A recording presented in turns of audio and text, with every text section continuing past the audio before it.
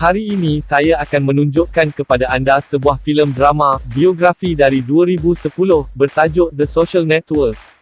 Pada musim gugur 2003, Mark Zuckerberg dan Erica Albright sedang berbual di sebuah pub. Mereka membincangkan kelab terakhir di Universiti Harvard, eksklusif mereka dan obsesi Mark mereka. Dia memandang rendah Erica, mengatakan bahawa jika dia masuk ke kelab terakhir, dia akan bertemu orang dia biasanya tidak berpeluang melakukannya, kerana dia pergi ke tempat yang kurang berprestij, Institut Universiti Boston. Dia berasa terhina dan berpisah dengannya. Mark pulang ke rumah dan dalam keadaan mabuk menyiarkan tentang Erica, menjatuhkan maruahnya di blognya. Dia menggodam buku muka 7 rumah berbeza di Harvard, yang termasuk imej dan butiran tentang pelajar. Dia memuat turun gambar mereka dan menyediakan tapak web yang dipanggil Face Mash, di mana orang ramai mendapatkannya untuk mengundi antara dua gadis berdasarkan daya tarikan mereka. Sementara itu, Kelab Phoenix, kelab terakhir Harvard yang mewah dan megah, mengadakan pesta pertamanya semester musim gugur. Eduardo Saverin, yang merupakan kawan Mark, datang ke tempatnya dan bertanya sama ada dia baik-baik saja sebab dia terbaca pasal putus cinta dia kat blog dia. Mark bimbang untuk mendapatkan algoritma daripada Eduardo yang akan membuat Face Mash kerja laman web. Eduardo berkongsi algoritma dan laman web itu tersebar luas, sebagai pelajar di seluruh kampus mula menggunakan Face Mash. Rakan sebilik Erica, sila like dan subscribe channel kami. Terima kasih. Memberitahunya bahawa Mark menulis blog tentangnya. Dia patah hati dan terhina. Pelajar perempuan sangat hina dengan perbandingan laman web mereka. Eduardo mencadangkan agar tapak web ditutup, kerana ia menjana terlalu banyak trafik boleh membawa mereka dalam masalah. Pihak berkuasa Harvard akhirnya mengejar dan menutup rangkaian itu. Pada masa ini pada tahun 2009, Eduardo dan Mark sedang dalam tuntutan mahkamah. Keterangan Erica digunakan terhadap Mark dan dia kecewa. Ia mendedahkan bahawa Face Mash membuat 22,000 hits dalam 2 jam malam itu. Pada tahun 2003, Cameron dan Tyler Winklevoss adalah pelajar Harvard yang mengetahui tentang pelajar tahun kedua yang menggodam butiran pelajar dari 7 rumah berbeza dan mencipta tapak web, merosakkan rangkaian Harvard dengan 22,000 permintaan halaman dalam satu malam. Pada tahun 2008, kembar Winklevoss dalam tuntutan mahkamah dengan Mark. Kembali pada tahun 2003, perbicaraan lembaga pentadbiran diadakan di mana Mark dituduh beberapa kesalahan seperti sengaja melanggar keselamatan, melanggar hak cipta, melanggar individu privasi dengan mencipta Face Mash Dish. Dia juga didakwa melanggar Universiti Dasar Pengedaran Imej Digital. Ini menyebabkan Mark 6 bulan percubaan akademik. Kembar Winklevoss berinteraksi dengan Mark dan membawanya ke kelab terakhir mereka, Porcelain. Mark bertemu Divya Narendra, kawan rapat kembar Winklevoss. Ketiga-tiga mereka membincangkan idea mereka dengan Mark tentang mencipta laman web yang dipanggil Harvard Connection yang akan disambungkan secara eksklusif untuk pelajar Harvard. Mereka memerlukan pengatur cara yang baik untuk penciptaannya dan mereka mahu Mark bekerjasama dengan mereka. Mark bersetuju untuk bekerjasama dengan mereka. Semasa mesyuarat tuntutan mahkamah, Mark berkata dia tidak ingat apa yang dia katakan kepada mereka semasa dia diminta untuk bekerja dengan kembar Winklevoss dan Divya. Dia ditanya bilakah dia berkongsi idea Facebook dengan Eduardo, yang menurutnya dia memberitahunya di sebuah pesta. Di pesta itu, Eduardo memberitahu Mark bahawa dia telah didekati oleh kelab Phoenix. Kelab itu Mark benar-benar mahu masuk ke dalam. Mark berkongsi idea membina laman sosial yang mengambil pengalaman kolej dalam talian.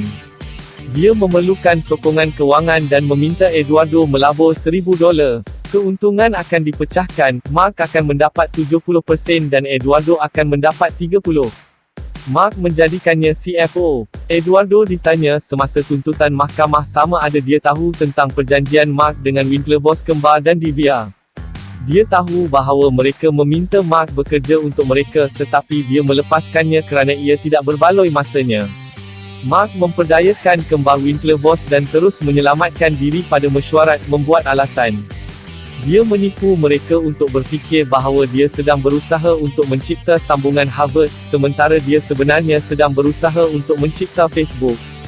Semasa tuntutan mahkamah dengan kembar Winklevoss dan Divya, mereka menegaskan Mark mencuri idea mereka, tetapi Mark berkata dia tidak pernah menggunakan kod mereka.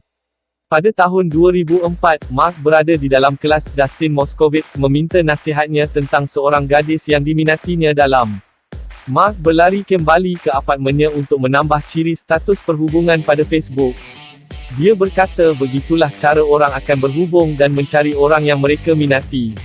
Pada masa ini, Facebook beroperasi seperti yang diharapkan. Mark memujuk Eduardo untuk memberinya senarai email ahli Kelab Phoenix. Divya bersama teman wanitanya apabila dia mengetahui tentang laman web Mark ke Facebook. Dia memberitahu kembar Winklevoss. Mereka menelefon peguam mereka, berasa sangat kecewa tentang Mark mencuri idea mereka. Pada seminar yang dihoskan oleh Bill Gates, Eduardo bertemu Christy dan Alice. Lewat malam itu, Mark dan Eduardo membincangkan pengewangan. Mark belum mahu mengewangkan tapak itu lagi, kerana ia boleh merosakkan rupa mereka. Semasa bercakap, Eduardo menemui surat berhenti dan berhenti daripada kembar Winklevoss yang ditujukan untuk menandai tentang kecurian harta intelek dan pelik tentangnya. Ia didedahkan semasa mesyuarat tuntutan mahkamah bahawa Mark mengetuai kembar Winklevoss dan Divya selama 6 minggu, walaupun dia tidak mengakuinya. Mark dan Eduardo pergi ke kelab dan berseronok bersama Christy dan Alice. Mark melihat Erica di sana dan cuba bercakap dengannya. Perbincangan mereka menjadi hangat apabila Erica menyelarnya kerana memalukannya di internet. Kemudian, Mark mahu berkembang ke Yale dan Columbia. Eduardo mencadangkan untuk mengembangkan ke Stanford juga. Divya dan kembar Winklevoss membincangkan bagaimana Mark akan melanggar undang-undang persekutuan jika dia berkembang rangkaian ke negeri lain. Mereka menyedari dia juga melanggar undang-undang Harvard, seperti yang dinyatakan dalam buku panduan pelajar Harvard. Seorang pelajar tidak boleh mencuri daripada pelajar lain.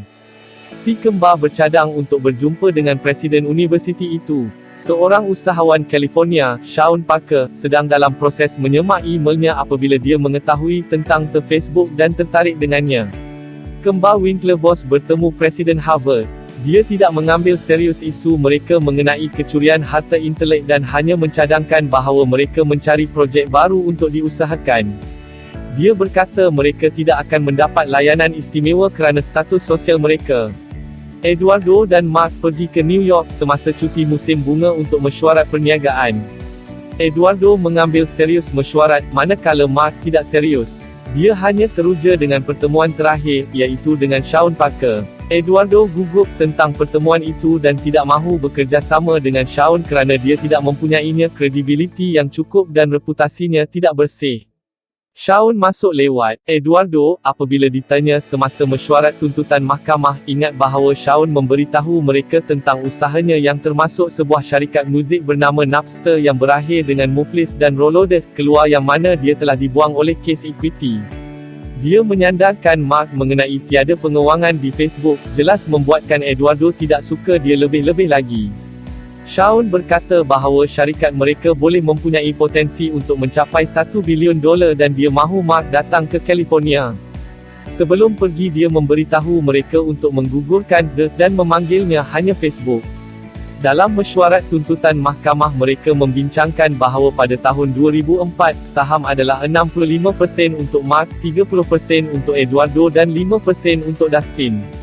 Eduardo ditanya sama ada dia pernah melakukan apa-apa untuk menjejaskan syarikat.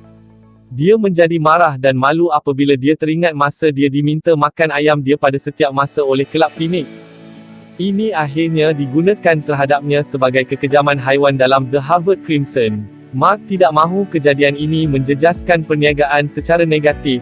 Mark memerlukan lebih banyak wang. Eduardo bersetuju dan mengatakan bahawa lebih banyak pelayan akan membantu. Mark sebenarnya bermaksud dia mengupah pelatih baharu dan mendapatkan rumah sewa di California, maka dia memerlukan wang. Eduardo tidak bersetuju, tetapi Mark sudah bersedia untuk pergi ke California untuk musim panas. Eduardo berhenti berdebat dengannya. Mereka mencecah 150,000 ahli. Eduardo menjumpai beberapa pelajar sedang menggodam semasa Mark mengawasi mereka, memastikan hanya yang terbaik dipilih sebagai pelatih. Dia memberitahu Mark bahawa dia membuka akaun bank dengan $18,000. Seorang penggodam selesai dahulu dan Mark mengalu-alukannya ke Facebook. Eduardo berkata dia memberikan wang untuk menjadi pemain pasukan. Rancangannya ialah dia akan menjana minat pengiklan di New York manakala Mark, Dustin dan pelatih akan bekerja di California. Pada hakikatnya, Mark dan seluruh kumpulan itu berpesta di California. Mark mendapat tahu Shawn tinggal di seberang jalan, selepas garis zip mereka terputus dan dia datang semak masuk pada mereka.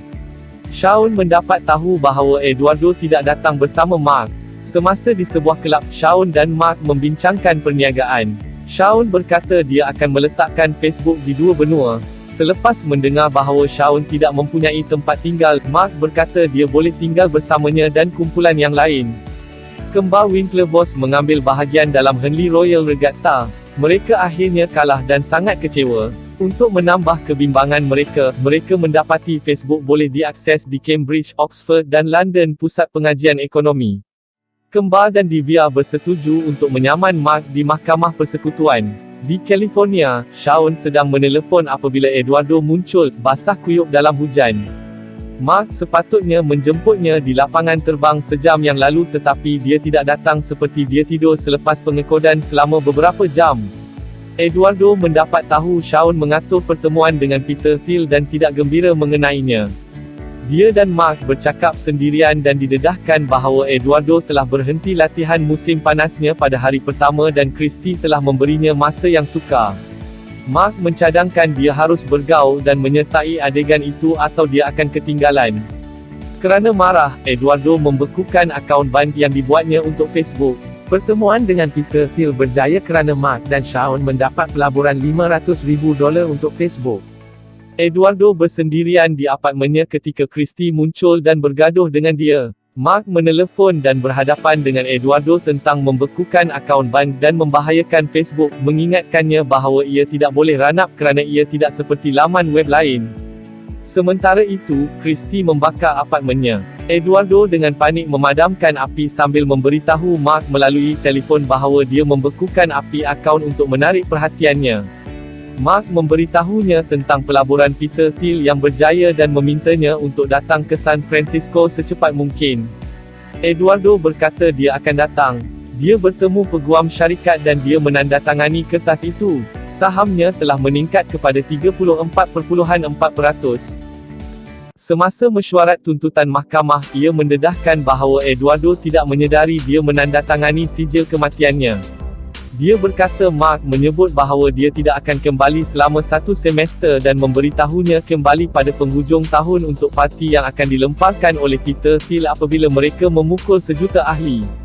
Pada penghujung November, Eduardo mendapat email daripada Mark tentang parti ahli kejuta dan tentang bagaimana mereka perlu mengadakan mesyuarat perniagaan kerana Mark dan Shawn bermain lagak ngeri dan mendapatkan equity case untuk menjadikan mereka tawaran pelaburan yang sukar untuk ditolak.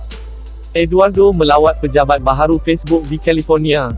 Dia berasa benar-benar terkejut dan marah kerana dia mendapat tahu sahamnya telah dicairkan turun kepada 0.03%.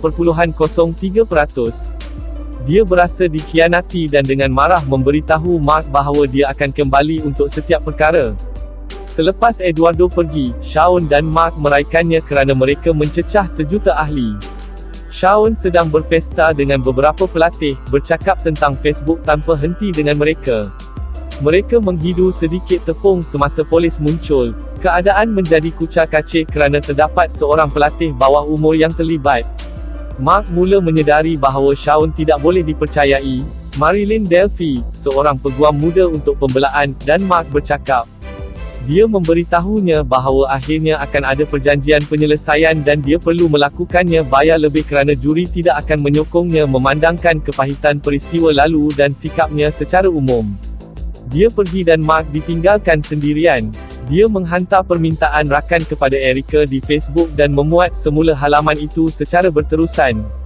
Didedahkan bahawa kembar Winklevoss menerima penyelesaian $65 juta dan menandatangani perjanjian tanpa pendedahan. Eduardo menerima penyelesaian juga, dan mengembalikan namanya pada kepala berita Facebook sebagai pengasas bersama. Facebook terus berkembang maju. Mark adalah bilioner termuda di dunia. Tamat. Terima kasih kerana menonton. Langgan jika anda ingin melihat lebih banyak video seperti ini. Sila like dan subscribe channel kami. Sila layari peti deskripsi channel ini untuk beri sokongan anda. Untuk tonton filem-filem lain sila lawat playlist channel kami. Terima kasih.